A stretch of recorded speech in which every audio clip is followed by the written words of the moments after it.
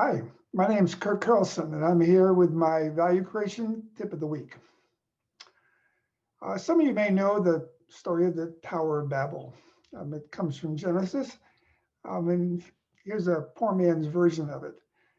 There was a group of people who shared a common language, and they were very productive. And they decided to build a tower up to heaven. Well, God thought that was a little presumptuous, so he gave them all different languages, and they stopped being productive. They stopped building the tower. It wasn't successful, and they spread all over the earth, taking their different languages with them. So today, what that means is Babel means confusion. And it's true in obviously value creation that when you don't have a shared language, you're not going to work effectively. The problem is that all real innovations today are multidisciplinary, actually interdisciplinary. And all those disciplines bring different language with them. So if you're a biologist, it's different than a computer scientist, different from a mechanical engineer. But if you're building a medical device, you need all those people to work together. So they all bring different languages as their contribution. But there is one language they all should share, and that's the language of the customer value, the job, which is, trying to solve a problem that matters to people. So here's a little experiment you can do to see how effective your team is at this. Give your team some Post-it notes and have them write down the following 3 definitions. What's the definition for innovation, customer value, and the value proposition? And then when they're done, have them stick it on a wall and then have them walk around and look at what they've written down. And then ask them, what did they observe? Now, we've done this with thousands of professionals and senior management teams around the world, literally thousands of times.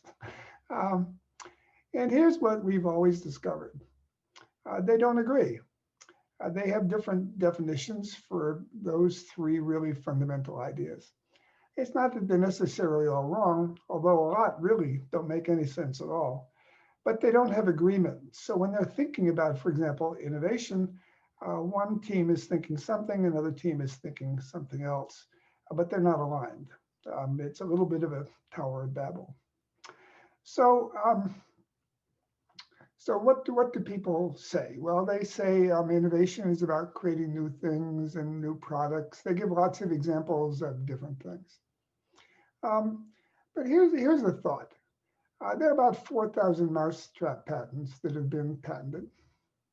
And the question is, how many are actually being used? Well, it turns out to be only a couple dozen. So there's almost 4,000 patents for mousetraps of every imaginable kind. It makes you feel sorry for the way people want to kill mice. But nevertheless, what are those 4,000 basically that nobody uses? What are they? Well, they got a patent. They're novel, they're new, you can build them, they don't break the law, but nobody wants them. Well, they're inventions.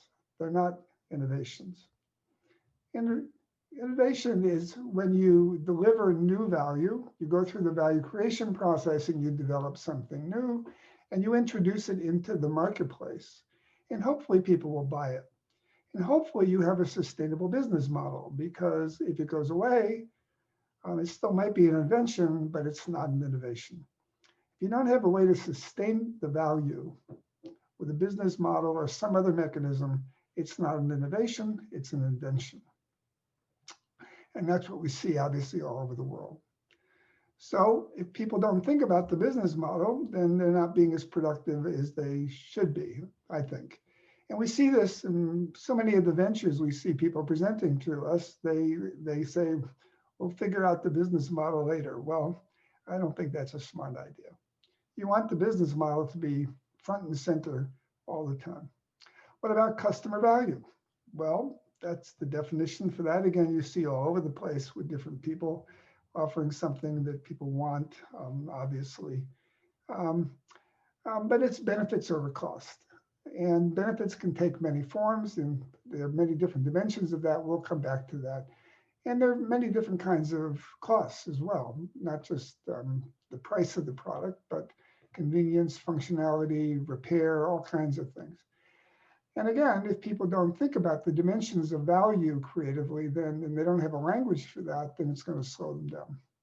And the last thing is the value proposition, which we argued last time is probably the most important concept in value creation and innovation. It never stops.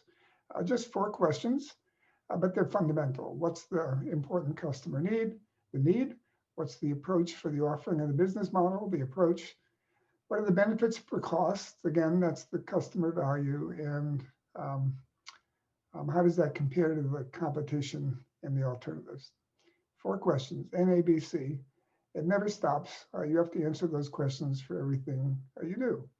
So again, the definition for innovation, customer value, and a value proposition. This is not complicated, but if your team doesn't share that language, then it's not going to be working as efficiently and productively as it could. So you might try my little experiment with your team. Have them write down on 3 Post-it notes the definitions for innovation, customer value, and a value proposition, and see what you get. If you don't have agreement, well, you might want to have a discussion about the language that you should have for focusing all your efforts on your customer. Because if you're not, my prediction is you're not being as efficient and effective as you could be.